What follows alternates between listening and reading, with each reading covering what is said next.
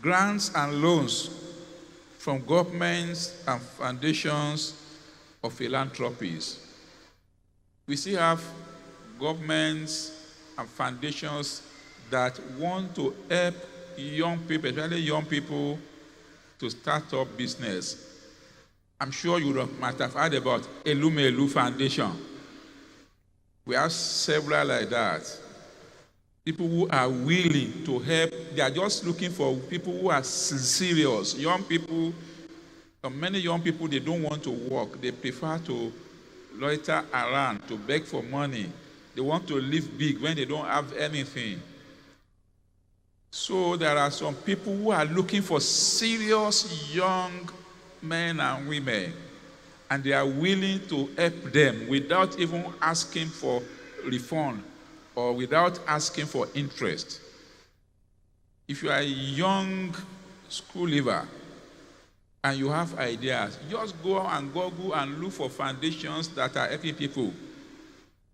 And you will see, luck may just run on you, and you will see someone. You will come across such, and you apply. And you are a child of God. You pray and back it up with prayer. And you can just land some grant. Some people are looking for people with ideas in different areas. So, we still have grants and loans from government and philanthropies. Sale of assets is a way to raise money to start a business. Maybe you've been working before and you lost your job, and you have this beautiful vehicle in your backyard. You park a good car at home, and you are begging someone to feed you, to give you money, to loan you money. The chance is 99% they will not attend to you. You get it? It may be wise to sell off that vehicle, to start something. Stoop to conquer. Forget your ego that I used to ride a car. If you are smart and God favors you, in another 6 months, you may be able to buy a better one, and you still have your business. Or you have a property, you are holding on to a property, you have a land, and then you are begging. Why are you begging around? Some people, they will use that car looking for a job until the car itself becomes a liability. Until they can no longer maintain the vehicle. And it is useless. They will hold on to land and say, hey, I don't want to sell it. It is all as waited for.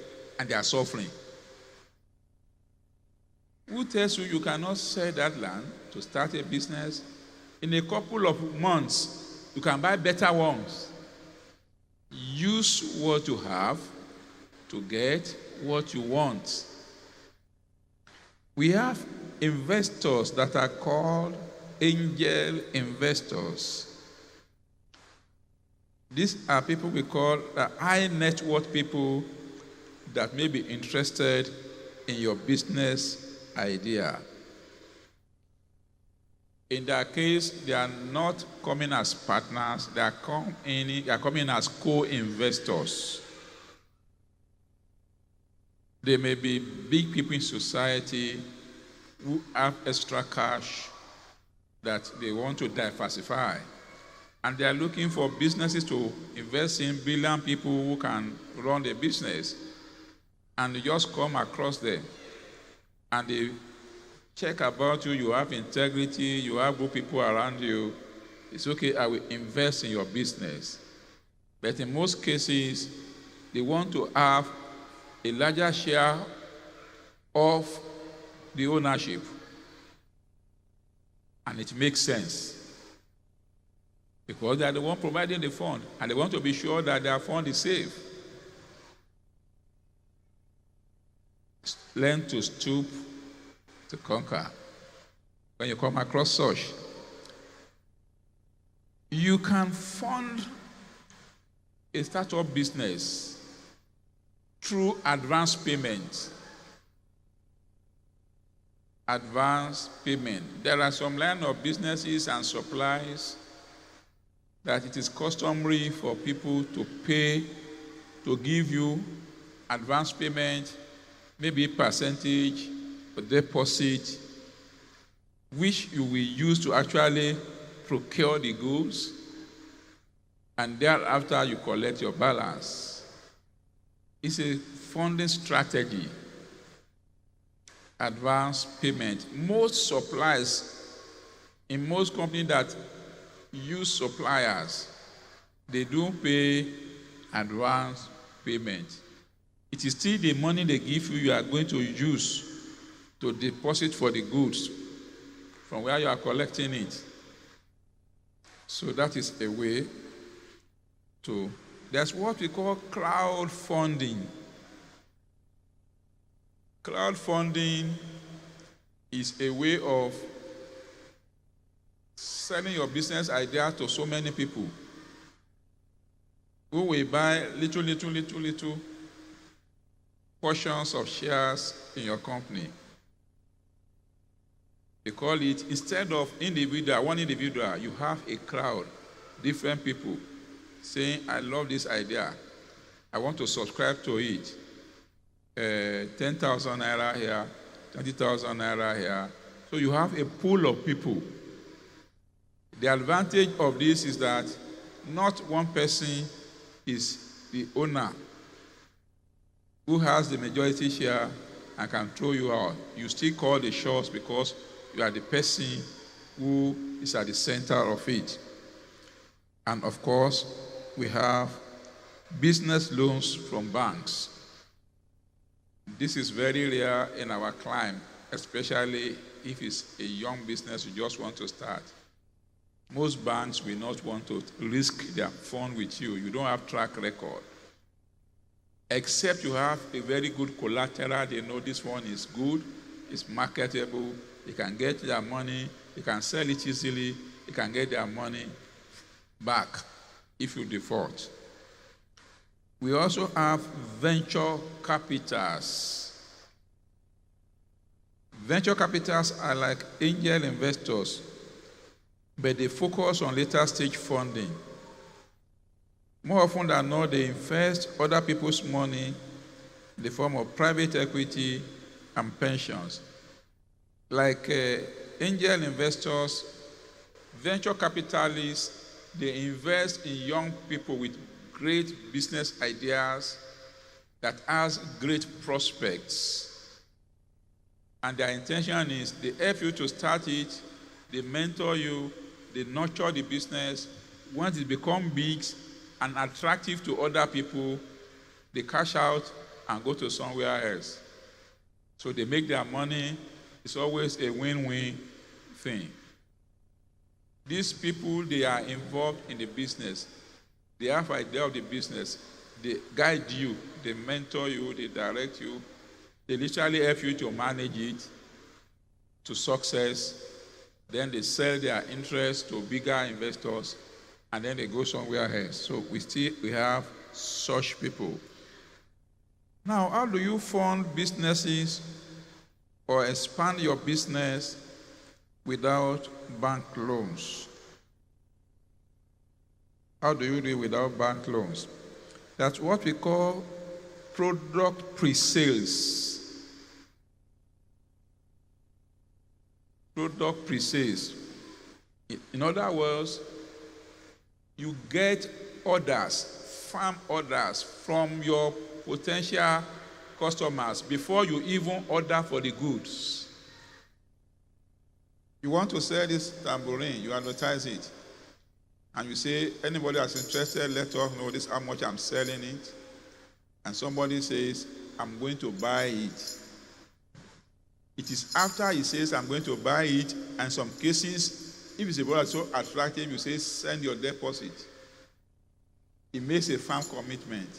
It is then you get in contact with the original person producing it. And in some cases, when you have track record with that person, you don't even have to drop money. Mommy asked somebody is it okay, or wait? just the name, and send somebody, I need this. She will just send it. After she has finished selling, sent the woman's money. Do you know that woman is a Muslim? And the day mommy just went there to see her, just see mommy and say, you are a true child of God. That's all. Nobody introduced them. Nobody introduced them. That is where favor works, integrity works. She never failed her. Sometimes goods worth millions. So you can do pre-sale. You throw out your goods to the public. People make orders. After making the order, then you tell them it will be ready in so time. Enough time for you to get it from the original manufacturer. So you are just an intermediary. Praise God. How many of us order goods from Gigi? And what's the other? Mumia and Konga. Do you know these people? They don't have any store. They are not investing anything. No. They have no store anywhere. They don't invest their money. You order from them. It is when you have ordered, they will call the place and say, take this good to so place. And they collect their money, take their commission, and pay the person. How much has the man invested? Nothing. And he's making money. Richer than many producers. You can do side businesses. Another way for you to be able to do pre-sales is to offer discount for advance payment. Maybe you have seen people before. If you pay so, you pay within so time, you get so something. Maybe you are ordering the goods where you are getting it is 1,000 naira.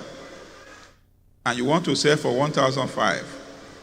I will tell somebody, if you can pay in advance, I will give it to you at 1,004.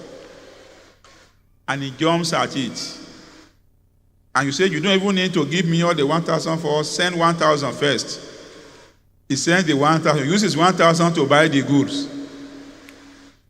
And say, when you are coming to pick it, bring my 400 naira. Praise God. There are smart ways to do business without you really having the fund or committing funds. You should learn to do side business as an employee.